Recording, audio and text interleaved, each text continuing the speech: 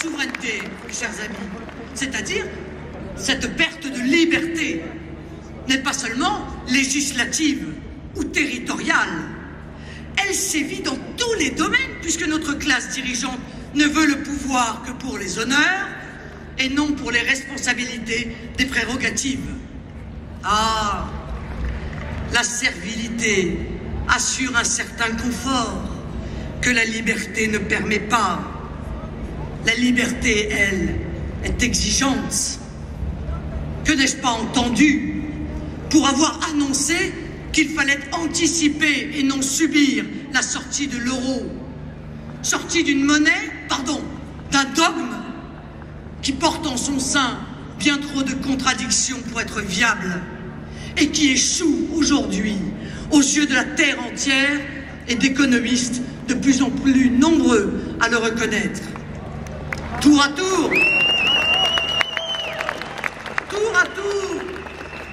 les beaux seigneurs du savoir, les professeurs de morale publique, les experts qui se sont toujours trompés m'ont accusé de repli, d'aventurisme, d'inconscience, de choisir la liberté, celle d'avoir une monnaie nationale. Oublierait-il qu'au sortir de la guerre, il a fallu l'indépendante détermination du général de Gaulle pour refuser de se voir imposer une monnaie US que le libérateur américain avait importée dans le sillage de ses chars. Il y a fort à parier que les euromaniaques d'aujourd'hui auraient applaudi cette paternelle colonisation monétaire de notre pays. Vous le voyez, le confort de la servitude est décidément de tout temps et a traversé les siècles, de Jeanne jusqu'à nous. Pour ma part, je m'inspire de ceux qui ont osé, parce que loin d'être frileuse, je crois dans le génie français. J'ai confiance dans une France légitimement fière d'elle-même et tournée vers l'avenir. Je m'inscris dans les combats historiques pour la liberté. L'effondrement annoncé de l'euro, tabou. L'échec de l'Europe, tabou. L'immigration, tabou. Le recul de nos valeurs de civilisation, tabou. Le drame du libre-échange, tabou. Nous, défenseurs des libertés de pensée et d'opinion, sans lesquels la démocratie n'est qu'un vain mot, nous obligeons au débat. Et ça gêne.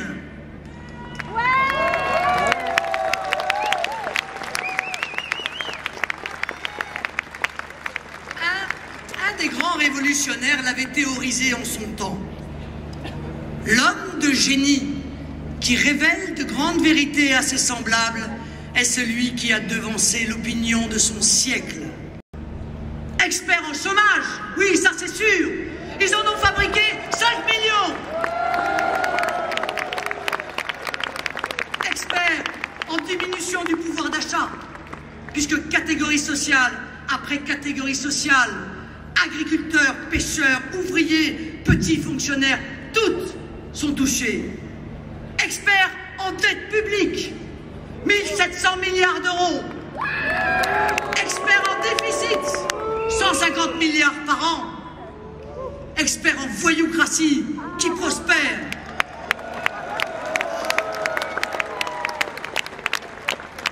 Experts en prolétarisation des classes moyennes. Experts de l'illettrisme qui s'accroît. Experts de l'affaiblissement de l'État. En un mot, experts, oui, experts du chaos.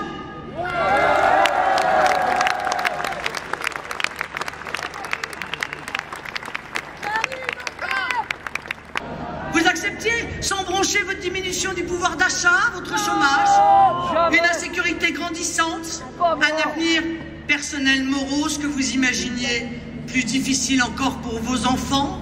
Vous étiez donc de bons électeurs, bien convenables, pas gênants, préoccupés de votre survie, multipliant les petits boulots pour compenser la baisse du pouvoir d'achat, pendant que les solidarités familiales jouaient à plein dans l'entraide et dans le don.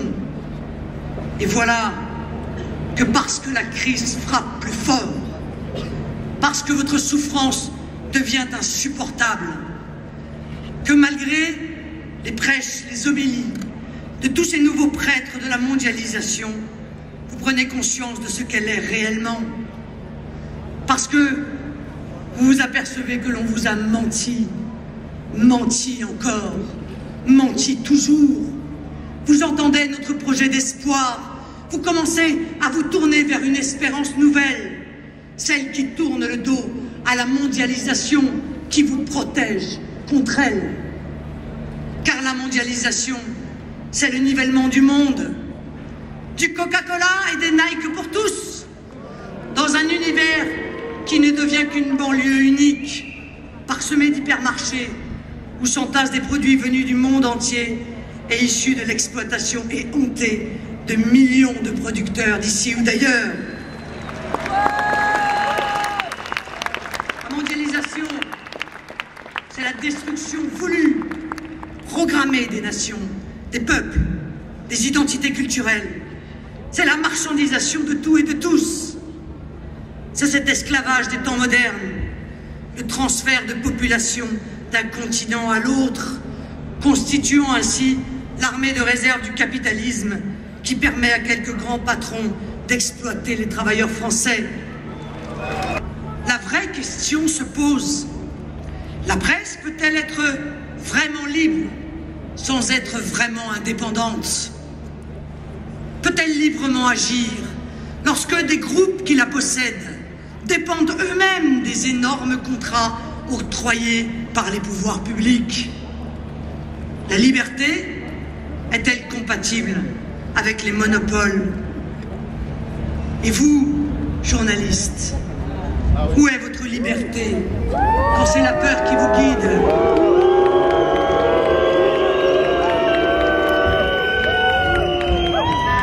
Quand la tyrannie de la pensée unique, et je m'adresse à vous avec beaucoup de sincérité, quand la tyrannie de la pensée unique est telle que vous finissez par tourner cette fois votre langue dans votre bouche ou vos plumes dans l'encrier, de peur d'être accusé de dire, comme Marine Le Pen, que le mois d'août est en été, que Paris est la capitale de la France, de monstruosité sûrement. Où est votre liberté d'informer quand le totalitarisme de la pensée vous pousse à vous dénoncer les uns les autres, à faire des listes de déviants, comme l'a fait encore récemment le Nouvel Observateur, accusant d'hérésie telle ou telle, dont l'analyse ou le papier est taxé de complaisance quand il n'est souvent que descriptif ou objectif. Le prochain sur la liste, victime des petits torquemadas des temps modernes, qui sont pourtant vos confrères. Or, la liberté de la presse est fondamentale, car elle participe pleinement de la démocratie.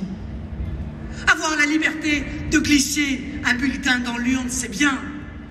Mais encore faut-il savoir pour qui et pourquoi, et d'en être informé de la manière la plus objective possible. Et pour les mêmes raisons, nous veillerons jalousement à la liberté sur Internet, en luttant résolument contre la scandaleuse loi Hadopi. Celle-ci est une tentative totalitaire de surveillance et de traque des internautes, dont le Big Brother d'Orwell n'aurait même pas rêvé, et dont le but évident est de tenter de faire taire cette dissidence, ce bouillonnement d'intelligence qui a trouvé refuge sur la toile. Nous rétablirons aussi la véritable liberté économique, car la liberté, mes amis, est tout sauf l'ultralibéralisme. Qu'on soit homme ou femme, chrétien, juif, musulman, hétérosexuel, homosexuel, non-croyant, on est d'abord français.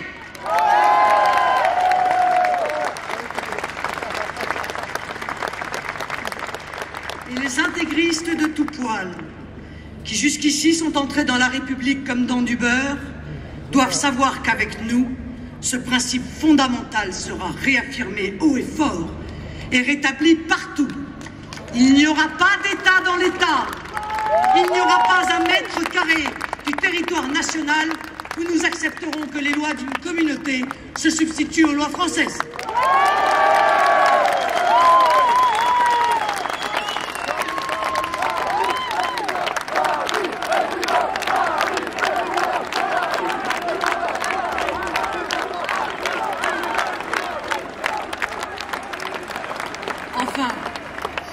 Enfin, mes chers amis, l'apprentissage de la liberté se fait, vous le savez, dès l'école. Il n'y a pas de liberté pour l'ignorant, nous disait Condorcet. L'effondrement du niveau et des exigences à l'école est ce qu'on pouvait infliger de pire à notre pays et à la jeunesse de la France. L'enfant roi et toutes les théories dramatiques colportées par les pédagogistes issus de 68 ont ruiné l'école. Et elle ne transmet plus le savoir, comme c'est pourtant son rôle premier. Mais rien n'est perdu.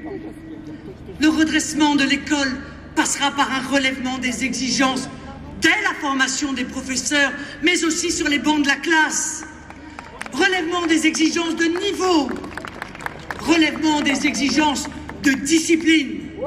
Relèvement des exigences dans la transmission des valeurs.